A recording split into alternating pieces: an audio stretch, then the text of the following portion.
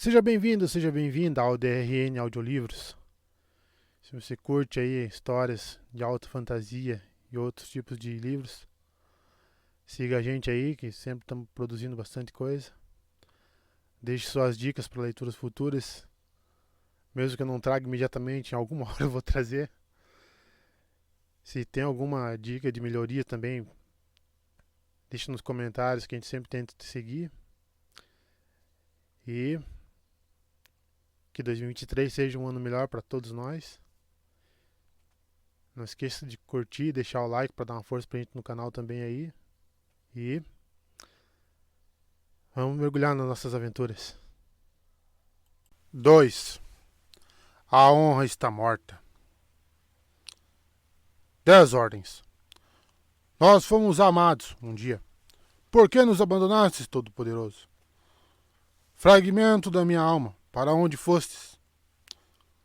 Coletado no segundo dia de Kakashi, ano de 1171, 5 segundos antes da morte. O indivíduo era uma mulher de olhos claros em sua terceira década de vida. 8 meses depois. O estômago de Kaladin roncava quando ele passou o braço pelas barras e aceitou a tigela de lavagem. Ao passar a pequena tigela, era mais uma caneca, por entre as barras, cheirou-a e fez uma careta enquanto o vagão-cela recomeçava a andar. A lavagem pastosa e cinzenta era feita de grãos de taleu cozidos demais, e aquela porção estava polvilhada com restos ressecados da refeição do dia anterior. Repugnante como fosse, era tudo o que teria. Então começou a comer, com as pernas penduradas por entre as barras, observando o cenário.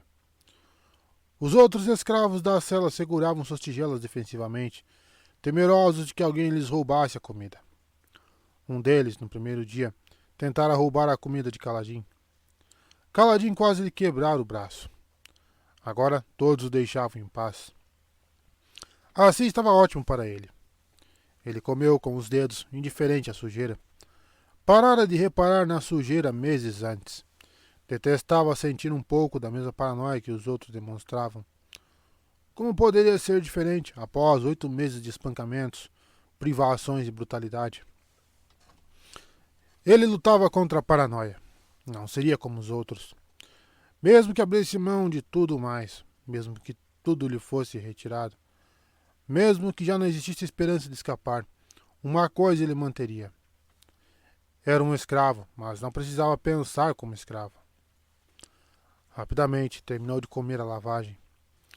Nas proximidades, um dos outros escravos começou a tossir levemente.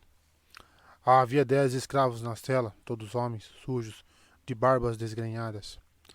Aquele era um dos 3 carroções na caravana que estava atravessando as colinas devolutas. Um sol branco avermelhado ardia no horizonte, como se fosse a parte mais quente da fornalha de um ferreiro, tingindo as nuvens ao redor. Borrifos de tinta descuidadamente arremessados sobre uma tela. Cobertas com uma grama de um verde monótono, as colinas pareciam infindáveis. Em uma elevação próxima, uma figura esvoaçava em torno das plantas, dançando como uma libélula. A figura era amorfa, vagamente translúcida. Os espranos de vento eram espíritos maliciosos que tinham mania de permanecer em lugares inconvenientes. Kaladin esperava que aquele se cansasse e fosse embora, mas, quando tentou jogar sua tigela para o lado, descobriu que ela grudara em seus dedos. O espreno riu e passou zumbindo à sua frente, nada mais que um feixe de luz sem forma definida. Kaladin soltou um palavrão enquanto tentava desgrudar a tigela.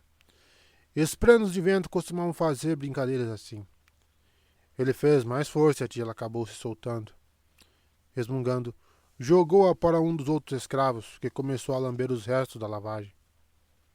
Ei! Sussurrou uma voz. Kaladin olhou para o lado. Um escravo de pele escura e cabelos emaranhados rastejava em sua direção, timidamente, como se esperasse que Kaladin fosse se irritar.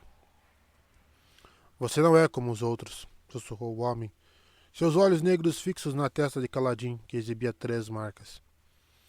As 2 primeiras, que compunham um par de glifos, haviam sido impressas 8 meses antes, em seu último dia no exército de Amaran. A terceira, recente, porém presto por seu atual senhor. Sash, dizia o último glifo, perigoso.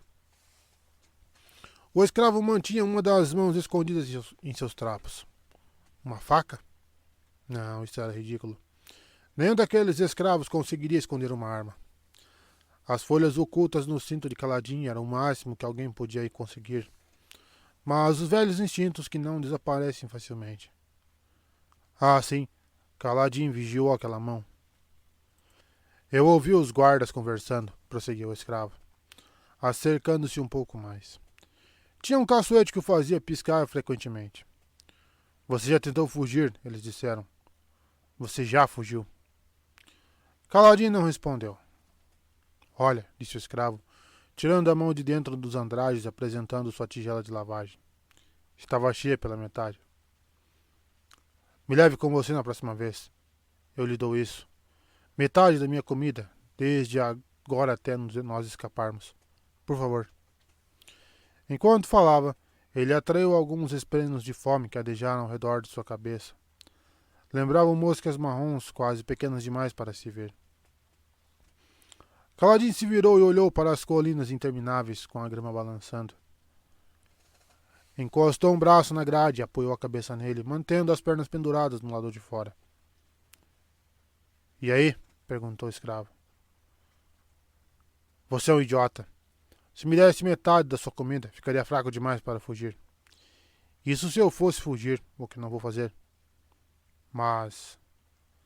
10 vezes, sussurrou Kaladin. 10 tentativas de fuga em 8 meses, com 5 seres diferentes. Quanto delas funcionaram? Bem, quer dizer, você ainda está aqui? 8 meses. 8 meses como escravo. 8 meses comendo lavagem e sendo espancado. Quase uma eternidade. Ele já mal se lembrava do exército. Você não consegue se esconder sendo um escravo, disse Kaladin. Não com essa marca na testa. Ah, eu escapei algumas vezes. Mas eles sempre me encontraram. E lá ia eu de volta. Antes, os homens o chamavam de sortudo, filho da tempestade. Era mentira. Kaladin era má sorte. Soldados eram supersticiosos e, embora no início ele tivesse resistido a pensamentos do tipo, foi ficando cada vez mais difícil. Todas as pessoas que haviam tentado proteger acabaram mortas. Repetidas vezes. E agora ali estava ele, em uma situação ainda pior que no início. Melhor era não resistir. Aquela era sua sina, e ele se resignara a ela. Havia certo poder nisso, certa liberdade. A liberdade de não ter que se preocupar. O escravo finalmente percebeu que Kaladin não diria mais nada e se afastou, comendo sua lavagem. Os carroções continuaram a viagem. Embora campos verdejantes se estendessem em todas as direções, a área adjacente aos matraqueantes veículos era descampada. Quando avançavam, a relva desaparecia, cada haste se recolhendo para o interior de um minúsculo buraco na pedra. Após a passagem dos carroções, a relva despontava timidamente e por fim estendia suas folhas. Assim sendo, os vagões-cela se deslocavam ao longo do que parecia ser uma estrada de pedra, capinada especialmente para a passagem deles. Naquele ponto longínquo das colinas devolutas, onde as grandes tormentas eram incrivelmente poderosas, as plantas haviam aprendido a sobreviver. Era necessário aprender a sobreviver, estar preparado e aguentar as tempestades. Kaladin captou o odor de outro corpo sujo e suado e ouviu um arrastar de pés. Olhou então para o lado, receoso, esperando ver o mesmo escravo de volta. Mas daquela vez era um homem diferente. Tinha uma longa barba negra, emporcalhada de sujeira e restos de comida. Kaladin mantinha a própria barba curta, permitindo que os mercenários de Tzlakave a parassem periodicamente. Assim como Kaladin, o escravo usava trapos de estopa marrom atados com um farrapo. E era olhos escuros, obviamente, talvez com olhos verdes bem escuros, embora fosse difícil distinguir. Todos pareciam castanhos ou pretos, a menos que estivessem sob luz adequada. O recém-chegado se encolheu e levantou as mãos. Tinha uma erupção cutânea em uma delas, onde a pele se desbotara levemente. Provavelmente se aproximara porque vira Caladinho responder ao outro homem. Os escravos o temiam desde o primeiro dia, mas também estavam curiosos a seu respeito. Caladinho suspirou e se virou para o outro lado. Hesitantemente, o escravo se sentou. Você se importa se eu perguntar como você se tornou escravo, amigo? Não consigo deixar de pensar nisso. Todos nós estamos querendo saber. A julgar pelo sotaque e pelos cabelos pretos, o homem era litiano, como Caladinho. A maioria dos escravos era. Caladinho não respondeu à pergunta. Eu roubei um rebanho de chules, disse o homem. Tinha a voz áspera, como folhas de papel sendo friccionadas. Se eu tivesse roubado só um chule, eles talvez tivessem me dado uma surra. Mas um rebanho inteiro, 17 cabeças. Ele riu, admirando a própria audácia. Do outro lado do carroção, alguém tossiu de novo.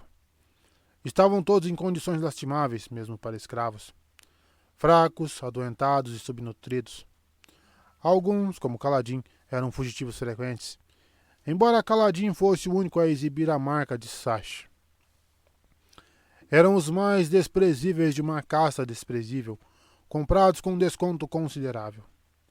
Sem dúvida, estavam sendo levados para revenda em algum lugar remoto, desesperadamente necessitado de mão de obra.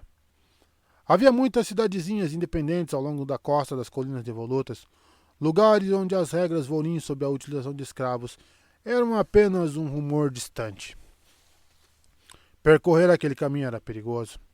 Aquelas terras não eram governadas por ninguém e, cruzando terras devolutas e permanecendo ao largo das rotas estabelecidas, Tivlak podia facilmente se deparar com mercenários desempregados, homens que não tinham honra e não teriam nenhum escrúpulo em massacrar um proprietário de escravos e seus escravos para roubar alguns chules e carroções.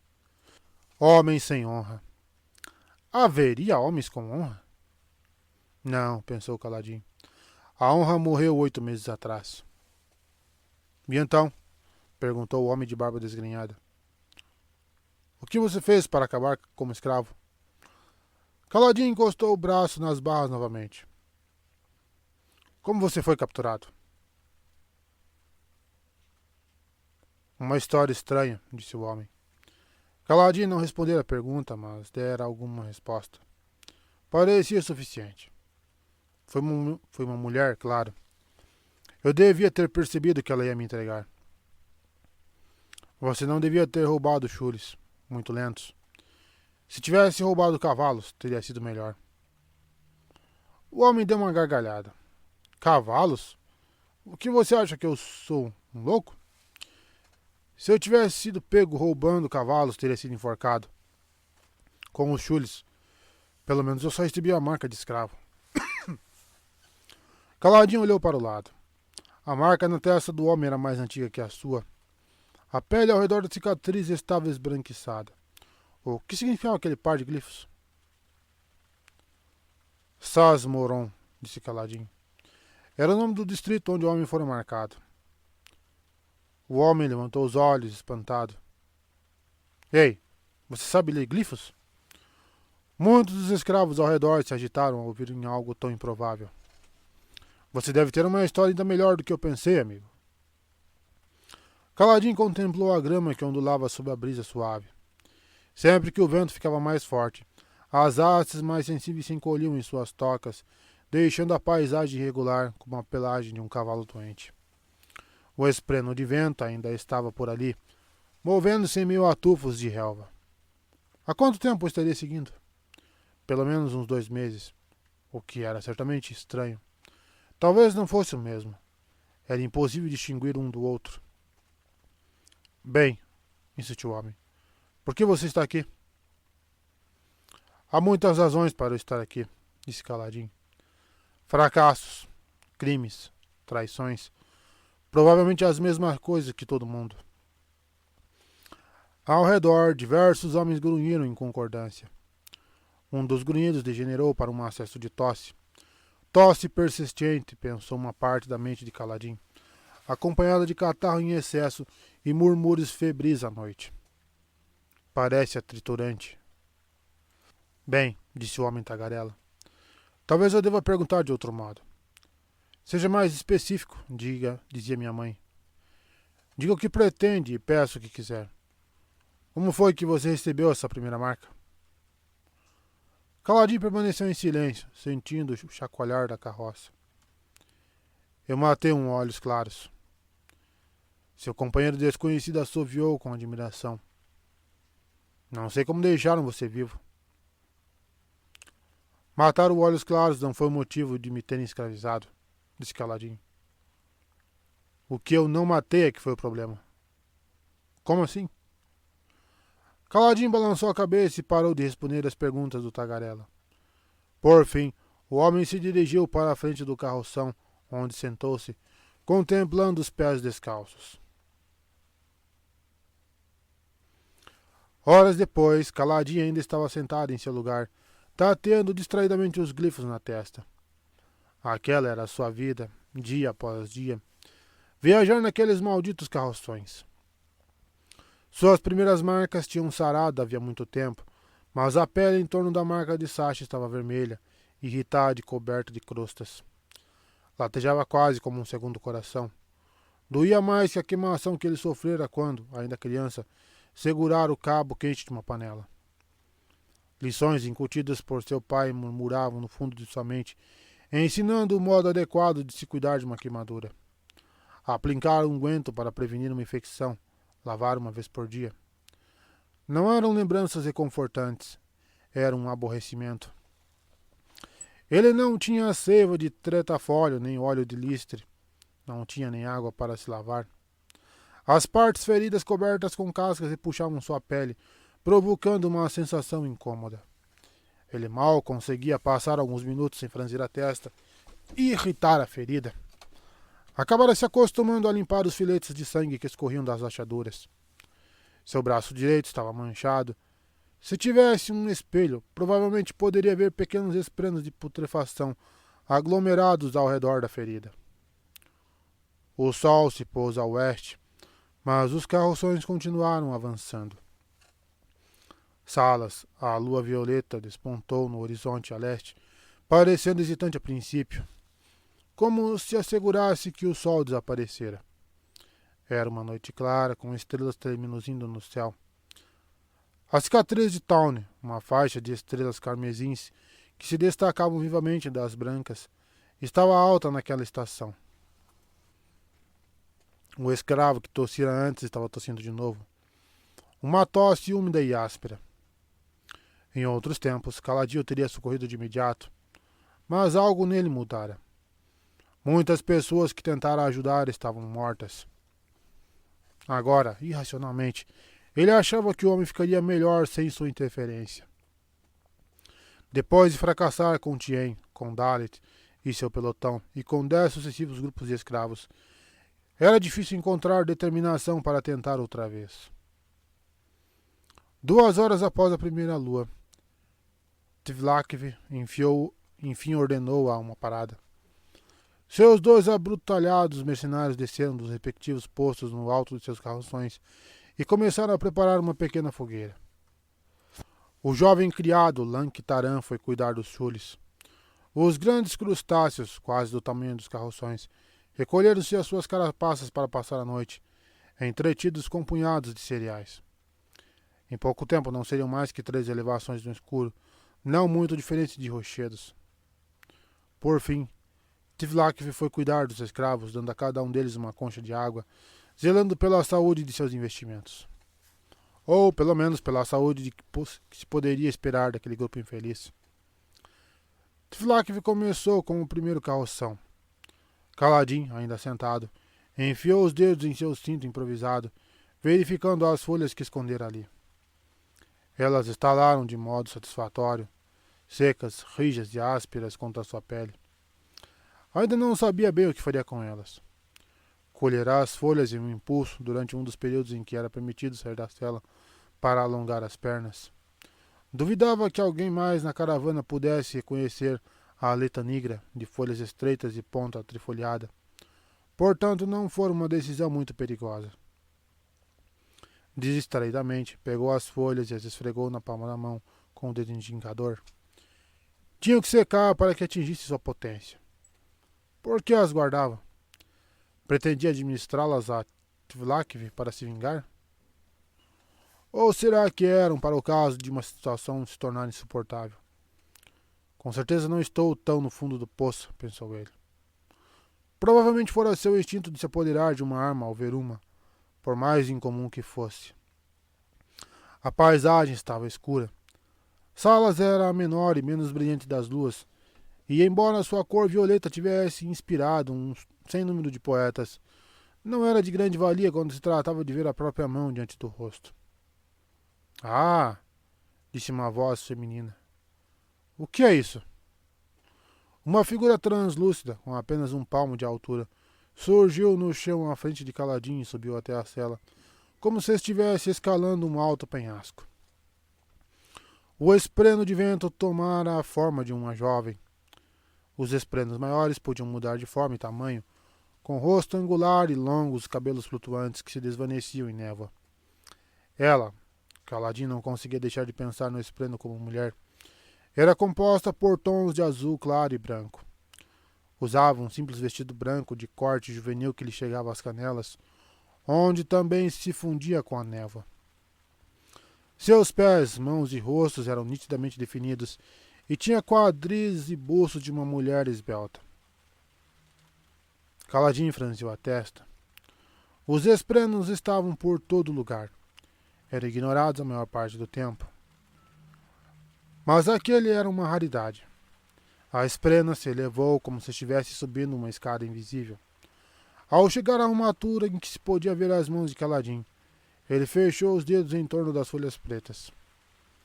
Ela andou em círculo ao redor de seu punho. Embora luzisse como uma imagem remanescente depois que se olha para o sol, seu vulto não oferecia nenhuma iluminação. Inclinando-se, ela observou a mão dele por diferentes ângulos, como uma criança esperando encontrar um doce escondido. O que é isso? A voz dela era como um sussurro. Pode me mostrar. Não conta a ninguém. É um tesouro? Você cortou um pedaço da capa da noite e escondeu? Seria o coração de um escaravelho, minúsculo, mas poderoso? Como Caladinho não respondeu, a esprena fez um biquinho. Pairou então no ar, embora não tivesse asas, e o olhou nos olhos. Caladinho, por que você precisa me ignorar? Caladinho levou um susto. O que você disse? Ela sorriu marotamente e se afastou de súbito, esfumaçando-se em uma longa fita de brilho azulado. Após passar a toda entre as grades, agitando-se no ar como um pedaço de pano ao vento, ela disparou para baixo do carroção. Raios apartam, disse Caladinho, pontos de pé em um pulo. Espírito, o que você disse? Repita. Espranos não chamavam ninguém pelo nome. Espranos não eram inteligentes. Os maiores, como os esprenos de vento ou de rios, podiam imitar vozes e expressões, mas não pensavam de verdade. Não pensavam. Algum de vocês ouviu isso? Perguntou o Caladinho, voltando-se para os outros ocupantes da cela. O teto mau era alto bastante para que ele ficasse de pé. Os outros estavam deitados, aguardando suas conchas de água. Ele não obteve nenhuma resposta, além de alguns murmúrios pedindo silêncio e algumas tossidelas do homem enfermo, que estava a um canto. Até seu amigo de antes o ignorou. Caíra em estupor, olhando para os próprios dedos dos pés que se agitavam periodicamente. Talvez eles não tivessem visto a esprena. Muitos dos esprenos maiores eram invisíveis, exceto para a pessoa que estivessem atormentando. Caladinho sentou-se de novo à beira do chão, deixando os pés para fora das grades. A esprena de vento dissera seu nome, mas sem dúvida apenas repetira algo que ouvira. Porém, nenhum dos homens na cela sabia o nome dele. Talvez eu esteja ficando louco, pensou Caladinho, vendo coisas que não existem, ouvindo vozes. Ele respirou fundo e abriu a mão. Seu aperto amassar e quebrar as folhas. Era melhor guardá-las de novo para prevenir maiores... Essas folhas parecem interessantes, disse a mesma voz feminina. Você gosta muito delas, não? Kaladin deu um pulo e se virou para o lado. A esplêndida pairava no ar bem ao lado de sua cabeça, com o vestido tremulando com um vento que Kaladin não sentia. Como você sabe meu nome? Perguntou ele. A esplêndida de vento não respondeu. Caminhou pelo ar até as grades e espreitou ao lado de fora, onde Tivlakv, o traficante de escravos, distribuía água aos últimos escravos do primeiro vagão. Depois se virou para Kaladin. Por que você não luta? Você lutava antes. Agora você parou. O que lhe importa, espírito? Ela inclinou a cabeça para o lado. Não sei, disse como que surpresa consigo mesma. Mas me importa. Não é estranho? Era mais do que estranho. O que pensar de uma esplêndida que, além de saber seu nome, parecia se lembrar de coisas que ele fizera semanas antes. Você sabe que as pessoas não comem folhas, Kaladin, disse ela, cruzando os braços translúcidos. Então inclinou a cabeça de novo. Ou não sabe? Não lembro. Vocês são muito estranhos. Enfiam coisas na boca e botam outras para fora quando acham que ninguém está olhando. Como você sabe meu nome? Murmurou ele. Como você sabe? Sei por quê. Porque é meu. Meus pais me deram esse nome. Não sei. Bem, eu não sei também, disse ela, meneando a cabeça como se tivesse acabado de ganhar uma grande discussão. Ótimo, disse ele. Mas por que você está usando meu nome? Porque é educado. E você é mal educado. Esperantos não sabe o que isso significa. Está vendo? Disse ela, apontando para ele. Mal educado. Kaladin ficou atônito. Bem, ele estava longe de onde havia crescido. Estava em solo estrangeiro e comendo comida estrangeira. Talvez os esplanos dali fossem diferentes dos esplanos de sua terra. Então, por que você não luta? Perguntou ela, pousando sobre uma das pernas dele e o olhando. Ela parecia não pesar nada. Não consigo lutar, disse ele baixo. Você lutava antes. Ele fechou os olhos e pousou a cabeça nas barras. Estou muito cansado. Ele não estava se referindo à fadiga física, embora 8 meses comendo restos lhe tivessem roubado muito da força que possuía quando guerreava. Ele se sentia cansado, mesmo quando dormia bastante, mesmo naqueles raros dias em que não estava com fome, frio ou cheio de dores devido a algum espancamento. Muito cansado. Você já esteve cansado. Eu fracassei, espírito, replicou ele, cerrando os olhos com força. Você precisa ficar me atormentando? Estavam todos mortos. Sem e Dalê. E antes disso, Tuque e os captores. Antes disso, Tien. Antes disso, sangue em suas mãos e o corpo de uma jovem pálida. Alguns dos escravos próximos começaram a murmurar, provavelmente pensando que ele estava louco. Alguém podia até atrair um espreno, mas todo mundo aprendia desde cedo que era inútil falar com eles. Ele estava louco? Talvez fosse uma coisa desejável. A loucura seria uma fuga da dor, mas a ideia o deixava horrorizado. Kaladin abriu os olhos. Tivlak finalmente se aproximava de seu carroção segurando um balde de água. Era um homem corpulento, de olhos castanhos e coxava levemente, talvez como resultado de uma perna quebrada. Ele era um taileno e todos os tailenos tinham barbas e sobrancelhas bem brancas, fosse qual fosse a idade ou a cor dos cabelos da cabeça. As sobrancelhas eram bem longas e os tailenos as usavam repuxadas por cima das orelhas, o que dava a impressão de que tinham 2 mechas brancas em seus cabelos pretos. As roupas de Tivlakv, calça listrada de preto e vermelho, com um suéter azul escuro que combinava com seu gorro de tricô, haviam sido elegantes em outros tempos, mas estavam esfarrapadas. Teria ele sido outra coisa além de traficante de escravos? Aquela vida, a despreocupada compra e venda de seres humanos, parecia afetar os homens. Esgotava a alma, ainda que enchesse os bolsos. Mantendo a distância de Kaladin, Tivlakv foi com sua lamparina examinar o escravo que tossia na frente da cela.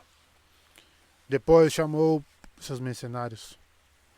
Blut, Kaladin não sabia por que se dava ao trabalho de aprender seus nomes, se aproximou. Tivlak falou com ele em voz baixa, apontando para o escravo.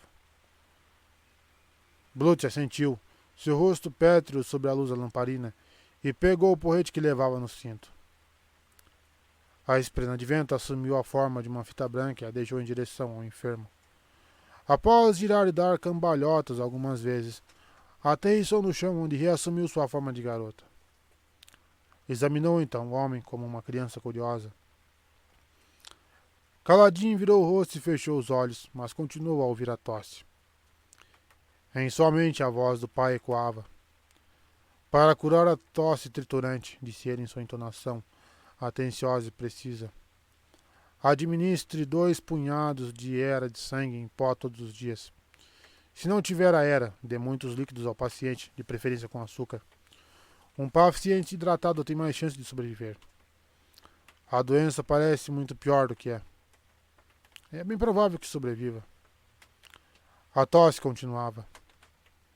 Alguém destrancou a cela. Será que saberiam como ajudar o homem? Uma solução tão fácil. Se lhe dessem água, ele sobreviveria. Mas isso não tinha importância. Era melhor não se envolver. Homens morriam nos campos de batalha. Um rosto jovem tão familiar e querido olhando para Kaladin em busca de salvação. Uma espada abrindo um pescoço. Um fractal investindo contra as tropas de Amaran. Sangue, morte, fracasso, dor. E a voz de seu pai. Você pode mesmo abandoná-lo, filho? Deixar o homem morrer quando poderia ter ajudado? Raios. Parem! Gritou Kaladin, pondo-se de pé.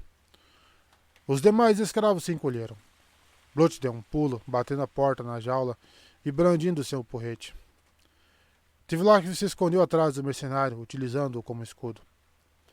Kaladin respirou fundo, fechou a mão sobre as folhas e levou a outra até a cabeça, limpando uma mancha de sangue. Então atravessou a cela, os pés descalços secando no chão. Blut observou Kaladin se ajoelhar ao lado do enfermo. A luz bruxulhante iluminava um rosto comprido e emaciado com lábios quase exangües. O homem tossia um catarro esverdeado e sólido. Kaladin apalpou seu pescoço para verificar se estava inchado e depois verificou seus olhos castanhos escuros. Isso se chama tosse triturante, disse ele. Ele vai sobreviver se você lhe der uma dose extra de água a cada 2 horas durante uns 5 dias. Vão ter que dar água à força, garganta abaixo. Misturem açúcar, se tiverem. Blut coçou o queixo lá e olhou para o mercador de escravos. Tire ele da cela, ordenou Tivlak. Ô damezinho do caralho. O escravo doente acordou quando Blut destrancou a cela. O mercenário fez sinal com o porrete para que Kaladin se afastasse. Relutantemente, Kaladin recuou. Blut guardou o porrete, segurou o escravo por baixo dos braços e o arrastou para fora, observando Kaladin nervosamente. A última tentativa frustrada de Kaladin envolvera 20 escravos armados. Seu senhor deveria tê-lo executado por isso, mas alegara que Kaladin era intrigante. Marcaram com o glifo de Sash e o vendera por uma ninharia. Parecia haver sempre um motivo para que Kaladin sobrevivesse, quando aqueles que tentaram ajudar morriam. Alguns homens podiam ter visto aquilo como uma bênção, mas ele via o fato como um tipo irônico de tormento. Durante seu tempo como último senhor, ele conversara com um escravo do ocidente, um Selainiano, que lhe falara da antiga magia das lendas do seu povo e de sua capacidade para amaldiçoar pessoas. Será que era isso que estava acontecendo com ele?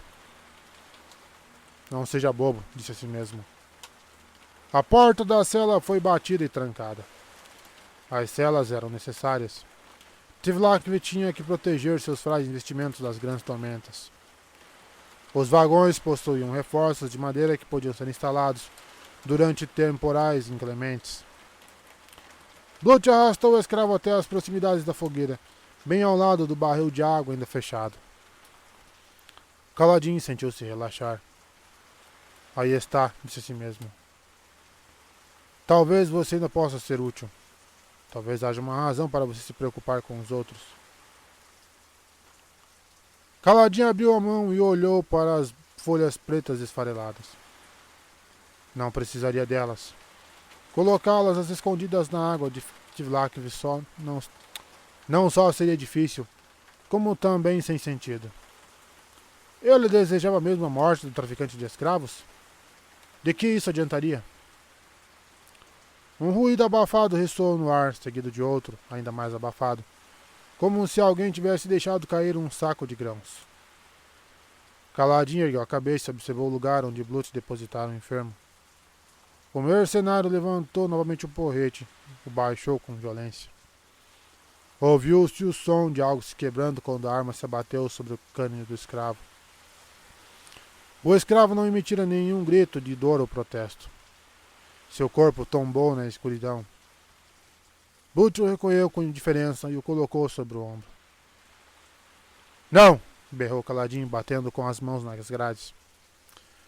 Tivlak estava se aquecendo junto à fogueira. Raios o partam! Gritou Caladinho. Ele poderia ter sobrevivido, seu miserável! Tivlak olhou para ele. Depois se aproximou da cela vagarosamente, arrumando o seu gorro de tricô azul. Veja bem, ele ia contaminar vocês todos. O homem falava com um leve sotaque, juntando palavras, sem dar ênfase às devidas sílabas. Os tailenos, para Caladinho, pareciam estar sempre murmurando. Não vou perder um vagão inteiro por causa de um único homem. Ele já tinha passado do estágio de contaminação, disse Caladinho, batendo de novo com as mãos nas grades. Se algum de nós fosse pegar a doença, já estaríamos doentes. Espero que não. Ele já não tinha salvação. Eu disse que tinha. E por que eu acreditaria em você, desertor? Retrucou Tivlak com um ar divertido. Um homem com olhos que brilham de ódio? Você gostaria de me matar? Ele deu de ombros. Mas isso não me importa. Quero que você esteja forte quando chegar o momento das vendas. Você deveria me abençoar por salvar da doença daquele homem. Vou abençoar você depois que empilhar pedras sobre seu túmulo, replicou Caladinho. Tivlak sorriu e caminhou de volta para a fogueira. Mantenha essa fúria, desertor, e essa força. Vão me valer um bom dinheiro quando nós chegarmos. Não se você não viver até lá, pensou Caladinho. Tivlak sempre aquecia na fogueira a mágoa que sobrava do balde que usava para os escravos. Fazia um chá com ela.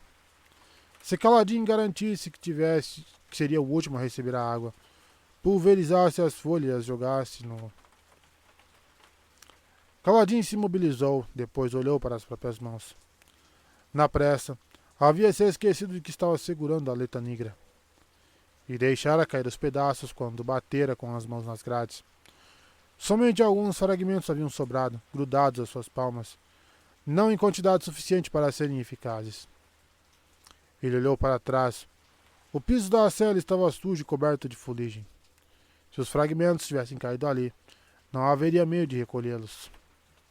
De repente, um vento se levantou, soprando poeira, farelo e sujeira que estavam no carroção pela noite adentro.